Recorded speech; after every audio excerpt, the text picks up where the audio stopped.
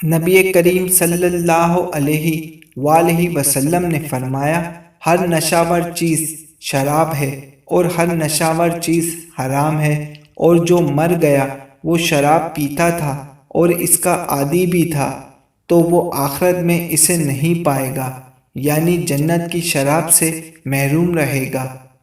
نبی کریم صلی اللہ علیہ وآلہ وسلم کو کہتے ہوئے سنا، شراب انگور کے رس، کشمش، کھجور، گیہوں، جو اور مکئی سے بنتی ہے، اور میں تمہیں ہر نشاور چیز سے منع کرتا ہوں۔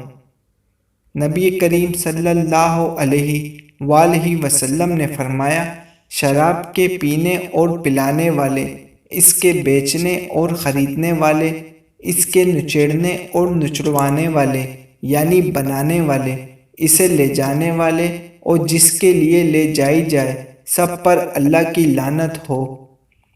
دوستوں، اس حدیث پاک کو سننے سے پہلے شاید کافی سارے لوگوں نے ان میں سے کچھ غلطیاں کی ہوں۔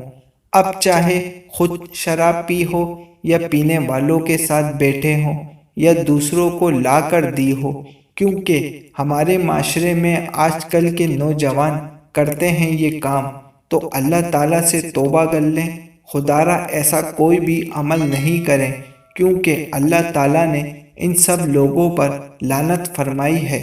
جزاک اللہ۔